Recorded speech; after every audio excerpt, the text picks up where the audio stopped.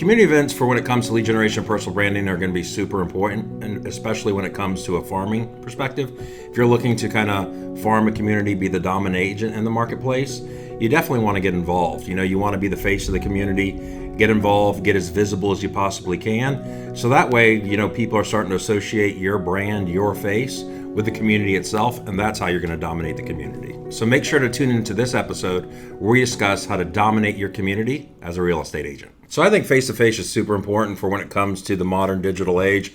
Obviously, a lot of people, are going to put their face online. You want to have that visibility for them to kind of get to know who you are, to associate your face kind of with the community. So almost like when they think of the community, you kind of coincide with their subconscious mind that you're also the go-to agent for that community. One thing we coach on the agents here at 54 Realty, and it's not just with community events or trying to gain market share in a particular community, but is always get the face-to-face appointment. A lot of stuff's done through text, email, bots, AI, all that integration. I think you can really solidify your relationship with your customer by engaging with them face-to-face, and your likelihood of converting them is like a 10 to 20x multiplier by you just getting that engagement and having that face-to-face visibility. How I would look at this is online lead generation is great. You constantly are going to get in front of customers who want to transact, whether it's a buyer or seller, and hopefully you're getting a nice ROI on those customers depending how you're generating those leads.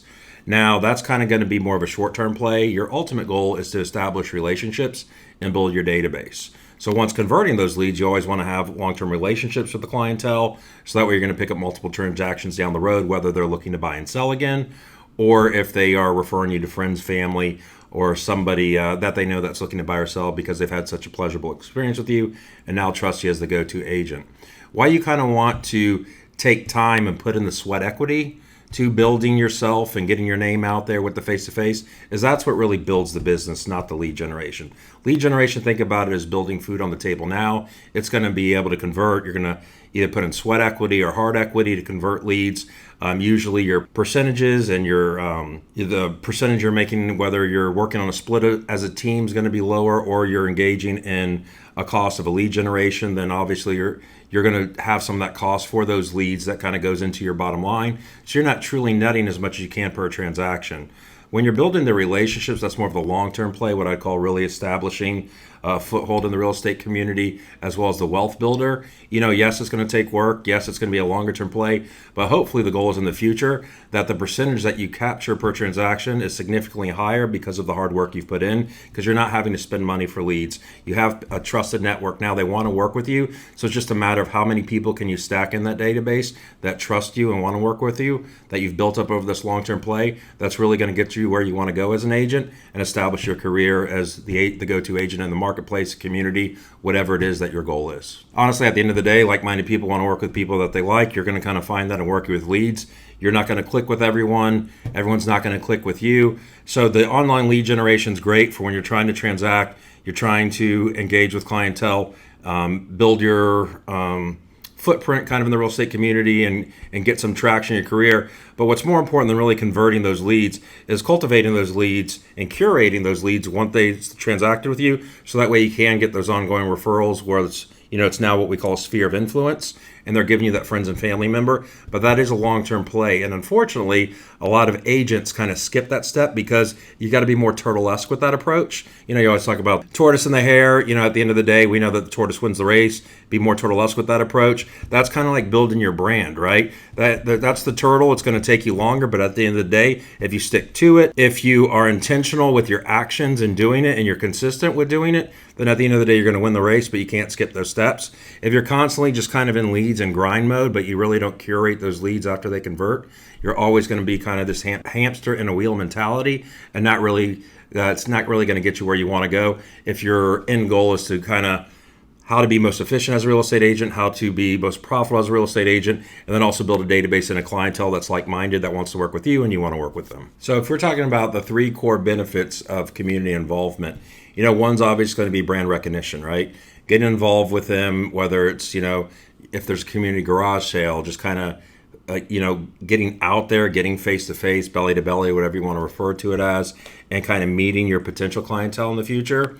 Also, when we're speaking about like a garage sale for a community, that's a great time for you to get some visibility, because a lot of times when people go set up for a garage sale, they're starting to declutter their house because some of them are thinking about selling. So what a better way to get in front of your future customers than kind of really get engaged in community events such as a garage sale. So, kind of get there, get your brand out, get your name, meet future buyers and sellers. I think another great thing is for them to kind of subconsciously start to program, in their mind, you're the go-to realtor for the community. So the more involved you're going to be, the more that they're going to remember you. I think it's 7 or 8 times for them. You got to be consistent, whether it's mail, face-to-face, whatever, for them to kind of really start to connect what it is that you're trying to get across. So if your message is conveying, hey, I'm the real estate agent here in this marketplace, I'm the go-to, it might take 7 to 8 touches. Hopefully, if you can get face-to-face, those are going to be the highest quality touches and returns and building that rapport. That's really going to get them to think of you when it is to go and sell. So, one is, hey, you can, by getting involved, you might, such as a garage sale for the community, you're picking up future customers, getting to them before another agent. Another one is, associating your brand with the community's brand, essentially. So they're going to make you as kind of the go-to agent. And then let me try to think here. So a third benefit for getting involved with the community, I think, would also for business outreach, right? To make sure that they're not looking at it as like, hey, this is just, as agents sometimes will say commission breath or money hungry, whatever you want to refer to it as. Hey, they actually have a vested interest in the community. This is a place where we reside. They're there with our kids. If you happen to reside in that community too, maybe you're out with your family. They're like, all right, not only are they wanting to sell here and kind of put their flag to gain market share in the community and transact as a real estate agent, but they're also vested as somebody who resides here as well. Now, that's obviously if you live in the community, but even if you don't, if you're showing a vested interest that you're contributing and you're coming from a contribution standpoint rather just from an equity take strip standpoint, I think that's going to go a long way, because it's almost like if you open a bank account, right? You're going to make a couple of deposits before you take your withdrawal. And if you go to withdrawal before you make the deposit, there's no money to withdraw. So I think that would be the third key point of getting involved with the community events. I think there's going to be benefit in anything you can do. And then what you're going to want to do as an agent is track and measure everything that you do. So there might, some marketing techniques and tactics are going to work in certain areas that it doesn't work in others. So the best way to figure that out is to beta test, right? Figure out what works, what doesn't work. I know that like if you're sending mail out, one recommendation if you're trying to get involved in that community and you do decide to incorporate some mail pieces to kind of establish yourself as the go-to agent in the area is, when you're sending that mail, send it on off days. Like if you know their birthday or it's a major holiday such as Christmas, they're probably going to get a ton of things in the mail. Just try to send something offbeat. If you happen to transact with them before, you bought or sold them a house, maybe you're sending them an anniversary card on their home purchase. So, a year after owning the house in the community, happy anniversary to them as a homeowner rather than a married couple. So just kind of getting creative and thinking outside the box when it kind of comes to that. And then also when you're doing these mail and marketing pieces, be intentional like on what you feel is going to work, track your stats, and then also try to send them something where it's not going to be inundated with mail where it kind of gets lost in the shuffle. So maybe if you were going to send a card or something, instead of be at Christmas, maybe send on 4th of July, because not too many people are getting a happy 4th of July card. But to be more specific on some things to do, one, if you notice like a house isn't being upkept or taken care of, it might become a distress situation. We don't know, or inheritance situation. Maybe there's been death or emergency in the family. They're going to be in a position where they sell that. You got to tread a little bit more delicately for, because usually it's a personal matter, and usually there might be a lot of emotion that goes into that. But it's like looking for signs such as that. If you see them sprucing up the house, maybe painting the exterior, doing a lot of work, you see maybe a dumpster out front where they're starting to clean up. That might be something you engage with. If you see them outside, be like, hey, what's going on? Just try to have some small talk with them to engage, to kind of develop that relationship. And usually if you're a warm person and kind of willing to engage in a positive kind of vibe type atmosphere, they're going to be willing to communicate with you, and you might be able to get a little insight as to what's going on and kind of beat other agents. You want to get in front of them and talk to them about listing their house before they start to proactively reach out to agents about listing their house.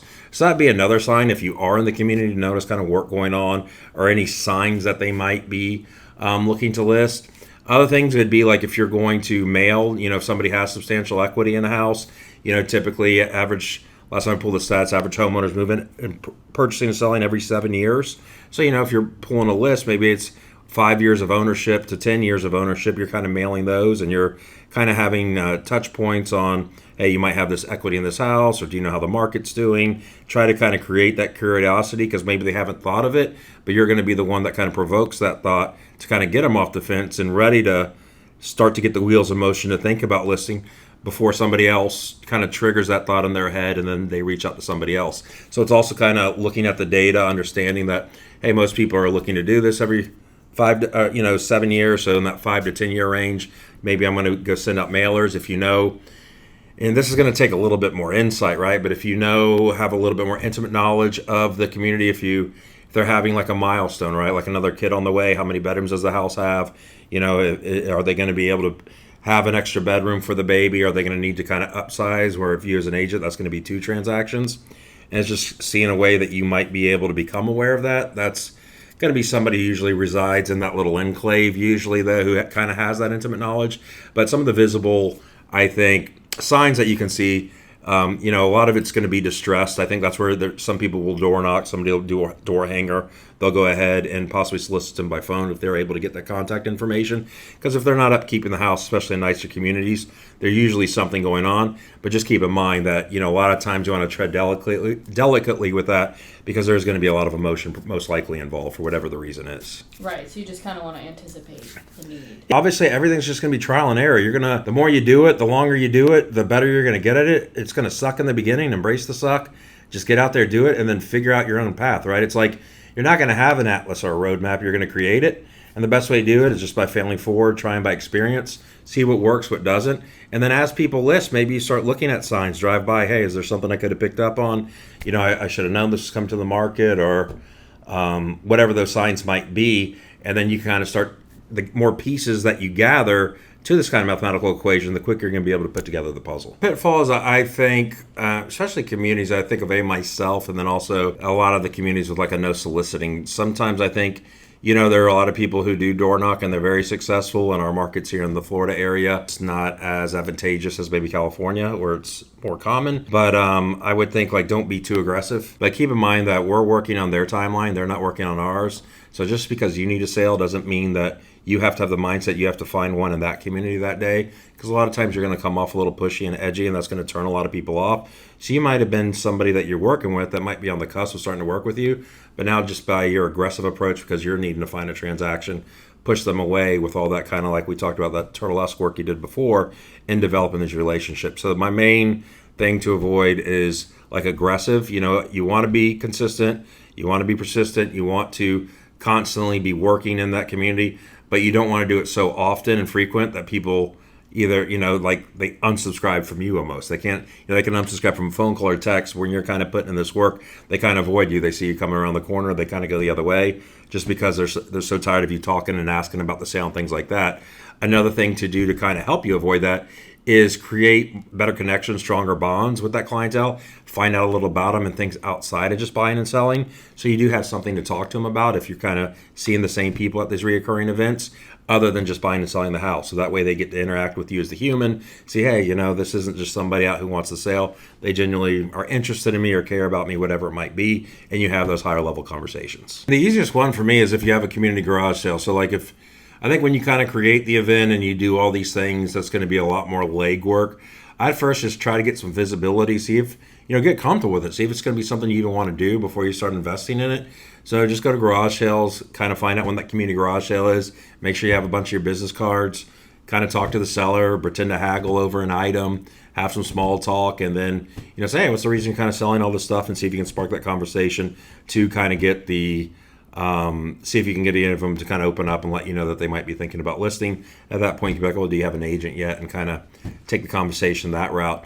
Another thing would be if you are doing a community event, a lot of communities will have clubhouses. You can rent the clubhouse and invite everybody. And then maybe it's just something as a lot of these master plan communities, there's going to be a lot of kids. So maybe it's having a snow cone truck out front, and hey, we got something here. The adults could come in and cool down in the AC. You have some games. I don't know if it's cornhole or whatever it might be outside for the kids. Snow cones obviously kind of on a hot day, they can kind of cool down. And then you'll have, the families either engaging, maybe some kind of cool off, and then have a little booth set up for you. So that way you can kind of talk, and maybe it's just something quick as maybe an iPad or something, want to know what your home's value is. And there's so many websites where they can plug it in. At that time, you capture the lead, and you can start kind of working with them, curating that lead, and then reaching out that way. So if you were to kind of go to the step 2 of not going, just showing up at one of the events that already happen in the community, if you wanted to plan something, I'd do something like a food truck, and think from a perspective of catering to the children and the kids rather than the adults, because if the kids want to come, then the adults are going to follow. So I used to be in the Tom Ferry coaching organization, and there were several, Tom's always kind of coaching that, for his coach the agents, and then agents will coach their teams. But I've seen countless success stories where they really get engaged. They have a very thorough follow-up plan. They host the events. They get on social media. They follow up with these people. They're constantly visible on there. A lot of times they'll work their way into a community Facebook page, for instance, where it's usually just the residents. Somehow they'll gain access. They're posting on there, and they're not posting, hey, buy, sell, here's my listing type of thing. And it's more like, hey, everyone, I'm hosting an event here. Everyone's invited, just for the community exclusive. Boom, boom, boom. I want to show appreciation for, everybody in here type of thing. And they've been able to pick up substantial market share. I think it all goes back to that kind of, equity deposits that we talked about a little bit earlier. A lot of agents, we want the withdrawal. We always got our hand out. But first it's like, hey, instead of just kind of waiting for something to be received, do 2 or 3 handouts where you're bringing value to other people, rather just figuring out a way that people can bring value to you. And it's going to go a long way. And I've seen it happen numerous amount of times where people not only establish their place in that community, but it kind of what catapulted their career in real estate, because then all those people in the community started to refer them, or they went to buy outside the community, and their business just exploded. So once again, just to kind of touch on the importance that we covered here in this episode, but don't forget the 3 main things when you're looking to establish yourself as the go-to in a community as the real estate agent. 1, by getting involved in these events, it's going to allow you to kind of get to sellers proactively before the seller kind of reaches out to another agent thinking about selling. 2, it's going to establish your brand within the community, so that way they're going to start to associate you as the agent with the community itself.